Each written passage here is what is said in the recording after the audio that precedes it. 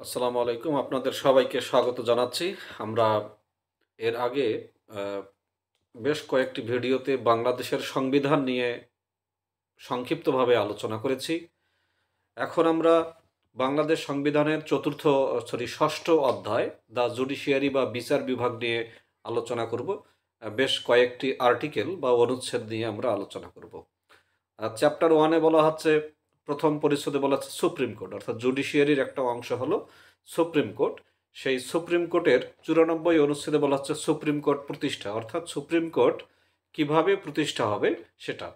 তো বাংলাদেশের বিচার বিভাগের সুপ্রিম কোর্ট সম্পর্কে জানতে গেলে ভিডিওটি একটু টোটালি শুনবেন।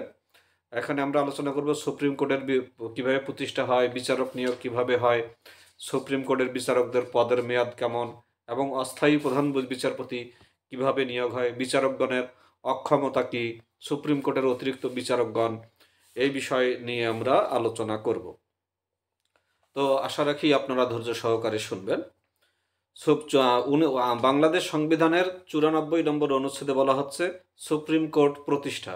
এক উপ অনুচ্ছেদে বলা হচ্ছে, বাংলাদেশ সুপ্রিম কোর্ট নামে বাংলাদেশের একটি সর্বোচ্চ আদালত থাকিবে এবং আপিল বিভাগ ও হাইকোর্ট বিভাগ লইয়া তাহা গঠিত হইবে। অর্থাৎ বাংলাদেশ সুপ্রিম কোর্টের দুইটা বিভাগ, একটা হলো আপিল বিভাগ আর একটা হলো হাইকোর্ট বিভাগ। 2 নম্বরে বলা হচ্ছে, প্রধান বিচারপতি যিনি বাংলাদেশের প্রধান বিচারপতি নামে অভিহিত, তার মানে প্রধান বিচারপতিকে বাংলাদেশের প্রধান বিচারপতি নামে অভিহিত হবেন তিনি, এবং প্রত্যেক বিভাগে আসন গ্রহণের জন্য রাষ্ট্রপতি যেরূপ সংখ্যক বিচারক নিয়োগের প্রয়োজন বোধ করিবেন, রাষ্ট্রপতি যেরকম প্রয়োজন বোধ করবে সেইরূপ সংখ্যক অন্যান্য বিচারক লইয়া সুপ্রিম কোর্ট গঠিত হইবে। অর্থাৎ সুপ্রিম কোর্টে তার মানে সুনির্দিষ্ট কোনো বিচারকের সংখ্যা নেই, রাষ্ট্রপতি যেরকম মনে করবেন সেরকম। 3 নম্বর উপ অনুচ্ছেদে বলা হচ্ছে, প্রধান বিচারপতি ও আপিল বিভাগে নিযুক্ত বিচারকগণ কেবল উক্ত বিভাগে এবং অন্যান্য বিচারক কেবল হাইকোর্ট বিভাগে আসন গ্রহণ করিবেন। তাহলে আমরা জানলাম যে প্রধান বিচারপতি এবং আপিল বিভাগে নিযুক্ত বিচারকগণ উক্ত বিভাগে কাজ করবে এবং অন্যান্য বিচারকগণ কেবল হাইকোর্ট বিভাগে কাজ করবে।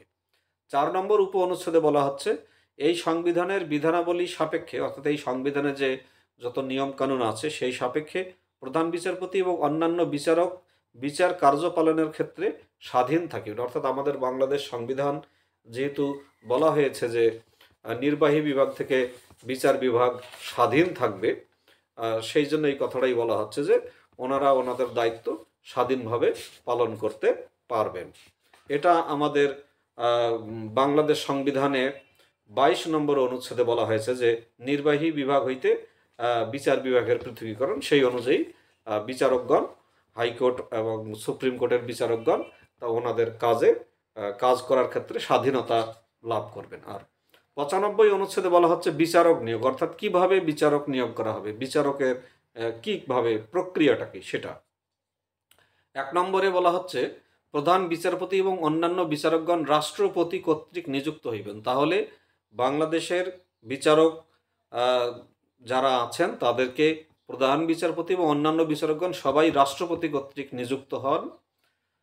2 নম্বরে বলছে, কোনো ব্যক্তি বাংলাদেশের নাগরিক না হইলে, অর্থাৎ যদি বাংলাদেশের নাগরিক না হয়, এবং কতে বলছে সুপ্রিম কোর্টের অন্যন 10 বৎসরকাল অ্যাডভোকেট না থাকিয়া থাকলে, অর্থাৎ বাংলাদেশের যে সুপ্রিম কোর্ট, এই সুপ্রিম কোর্টে কমপক্ষে 10 বৎসর ওকালতি বা আইনজীবী হিসেবে থাকতে হবে, অথবা ক্ষয়ে বলছে বাংলাদেশের রাষ্ট্রীয় সীমানার মধ্যে অন্য 10 বৎসরকাল কোনো বিচার বিভাগীয় পদে অধিষ্ঠান না করিয়া থাকলে, অর্থাৎ বাংলাদেশের অন্য কোথাও বিচার বিভাগে যদি 10 বছরের কম না থাকেন। গতে বলছে সুপ্রিম কোর্টের বিচারক পদে নিয়োগ লাভের জন্য আইনের দ্বারা নির্ধারিত অন্যান্য যোগ্যতা না থাকিলে তিনি বিচারক পদে নিয়োগ লাভের যোগ্য হইবেন না। অর্থাৎ যেমন বিচারক হতে গেলে কি তার একটা LLB থাকতে হবে, এরকম কিছু যোগ্যতা বলছে, এটা না থাকলে তিনি নিয়োগ পাবেন না। 3 বলা হচ্ছে, এই অনুচ্ছেদের সুপ্রিম কোর্ট বলিতে সুপ্রিম কোর্ট আসলে কি। তো সুপ্রিম কোর্ট বলিতে 1977 সালের দ্বিতীয় ফরমান, যেটা 10ম সংশোধনী ছিল, সেই আদেশ প্রবর্তনের পূর্বে যে কোনো সময়ে বর্তমানে বাংলাদেশের অন্তর্ভুক্ত এলাকার মধ্যে যে আদালত হাইকোর্ট অথবা সুপ্রিম কোর্ট হিসাবে এখতিয়ার প্রয়োগ করিয়াছেন সেই আদালত অন্তর্ভুক্ত হইবে। তো আমরা জানলাম সুপ্রিম কোর্ট কিভাবে প্রতিষ্ঠিত হয় এবং সুপ্রিম কোর্টের বিচারকগণ কিভাবে নিয়োগপ্রাপ্ত হন। আর এই অনুচ্ছেদটা পড়েই আমরা শেষ করব যে বিচারকগণের পদের মেয়াদ কত দিন বা কত বছর। এটা সংবিধানের 96 নম্বর অনুচ্ছেদে বলা হয়েছে বিচারকগণের পদের মেয়াদ। এক উপ অনুচ্ছেদে বলা হচ্ছে যে এই অনুচ্ছেদের অন্যান্য বিধানাবলী সাপেক্ষে কোনো বিচারক 67 বছর বয়স পূর্ণ হওয়া পর্যন্ত স্বীয় পদে বহাল থাকবেন। অর্থাৎ বিচারকগণের বর্তমান রিটায়ারমেন্টের বয়স হলো 67 বছর পর্যন্ত। দুই বলছে এই অনুচ্ছেদের নিম্নরূপ বিধানাবলী অনুযায়ী ব্যতীত কোনো বিচারককে তাহার পদ হইতে অপসারিত করা যাইবে না। এখানে অর্থাৎ বিচারকের অপসারণ নিয়ে যে আইনগুলো আছে বাংলাদেশ সংবিধানে, এর বাইরে অপসারণ করা সম্ভব নয়।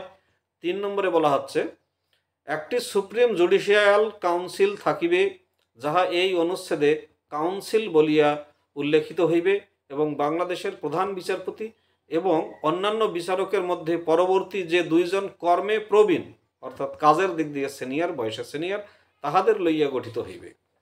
তবে শর্ত থাকে যে কাউন্সিল যদি কোনো সময়ে কাউন্সিলের সদস্য এইরূপ কোনো বিচারকের সামর্থ্য বা আচরণ সম্পর্কে তদন্ত করেন, অথবা কাউন্সিলের কোনো সদস্য যদি অনুপস্থিত থাকেন অথবা অসুস্থ কিংবা অন্য কোনো কারণে কার্য করিতে অসমর্থ হন, তাহা হইলে কাউন্সিলের যাহারা সদস্য আছেন তাহারা পরবর্তী যে বিচারক কর্মে প্রবীণ তিনি অনুরূপ সদস্য হিসাবে কার্য করিবেন।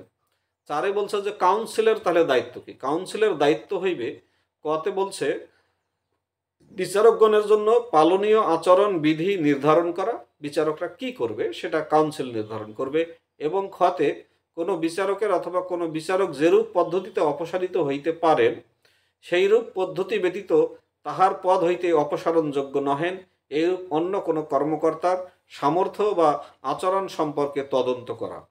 5 বলা হচ্ছে যে ক্ষেত্রে কাউন্সিল অথবা অন্য কোনো সূত্র হইতে প্রাপ্ত তথ্যে রাষ্ট্রপতির এইরূপ বুঝিবার কারণ থাকে যে কোনো বিচারক ক শারীরিক বা মানসিক অসামর্থ্যের কারণে তাহার পদের দায়িত্ব সঠিকভাবে পালন করিতে অযোগ্য হইয়া পড়িতে পারেন। অর্থাৎ কোনো বিচারক রাষ্ট্রপতি যদি মনে করেন উনি শারীরিকভাবে অক্ষম বা মানসিকভাবে অক্ষম বা অসমর্থ, খতে গুরুতর অসদাচরণের জন্য দোষী হইতে পারে, অর্থাৎ আচরণ যদি তার ভালো না হয় সেই ক্ষেত্রে রাষ্ট্রপতি কাউন্সিলকে বিষয়টি সম্পর্কে তদন্ত করিতে ও উহার তদন্ত ফল জ্ঞাপন করিবার জন্য নির্দেশ দিতে পারেন। 6 বলা হচ্ছে কাউন্সিল তদন্ত করিবার পর রাষ্ট্রপতির নিকট যদি এইরূপ রিপোর্ট করেন যে উহার মতে উক্ত বিচারক তাহার পদের দায়িত্ব সঠিকভাবে পালনে অযোগ্য হইয়া পড়িয়াছেন অথবা গুরুতর অসদাচরণের জন্য দোষী হইয়াছেন, তাহা হইলে রাষ্ট্রপতি আদেশের দ্বারা উক্ত বিচারককে তাহার পদ হইতে অপসারিত করিবেন। তাহলে আমরা জানলাম যে কিভাবে একজন বিচারপতিকে তার পদ থেকে রাষ্ট্রপতি অপসারণ করেন। 7 বলা হচ্ছে এই অনুচ্ছেদের অধীনে তদন্তের উদ্দেশ্যে কাউন্সিল স্বীয় কার্যপদ্ধতি নিয়ন্ত্রণ করিবেন এবং পরোয়ানা জারি ও নির্বাহের ব্যাপারে সুপ্রিম কোর্টের ন্যায় উহার একই ক্ষমতা। তাহলে কাউন্সিলের ক্ষমতা আর সুপ্রিম কোর্টের ক্ষমতা একই রকম। 8 বলা হচ্ছে কোনো বিচারক রাষ্ট্রপতিকে উদ্দেশ্য করিয়া স্বাক্ষরযুক্ত পত্রযোগে স্বীয় পদ ত্যাগ করিতে পারিবেন। তাহলে আমরা জানলাম যে একজন বিচারক যদি পদত্যাগ করতে চায় তাহলে তিনি রাষ্ট্রপতিকে উদ্দেশ্য করিয়া স্বাক্ষরযুক্ত, তার স্বাক্ষর থাকতে হবে, পত্রের মাধ্যমে তার পদ তিনি ত্যাগ করতে পারবেন। তো সুপ্রিম কোর্ট বিচার বিভাগের সুপ্রিম কোর্ট অংশে আমরা আর্টিকেল 94 সুপ্রিম কোর্ট প্রতিষ্ঠা, 95 বিচারক নিয়োগ এবং 96 বিচারকদের পদের মেয়াদ সম্পর্কে আমরা জানলাম। এর পরের ভিডিওতে আমরা 97 অস্থায়ী বিচারপতি, 98 সুপ্রিম কোর্টের অতিরিক্ত বিচারকগণ এবং 99 বিচারকগণের যে অক্ষমতা, 100 অনুচ্ছেদ আছে, 101 আছে হাইকোর্ট বিভাগের এখতিয়ার, আর 100তে হলো সুপ্রিম কোর্টের আসন কোথায় কোথায় থাকবে, এই বিষয়গুলো নিয়ে আমরা পরের ভিডিওতে আলোচনা করব। আশা রাখি সবাইরে ভালো লেগেছে। যদি ভালো লেগে থাকে তাহলে চ্যানেলটি লাইক, কমেন্ট বা সাবস্ক্রাইব বা মেনশন করতে পারেন। সবাই ভালো থাকবেন। এটি একটি শিক্ষামূলক চ্যানেল। শিক্ষা এক ধরনের বিনোদন, শিক্ষা মানুষের মনে আনন্দ দেয়। অজানা জিনিসের আনন্দে আমরা পরিপূর্ণতা লাভ করব। বাংলাদেশ সুখী সমৃদ্ধ একটা উন্নত সোনার বাংলাদেশ পরিণত হবে।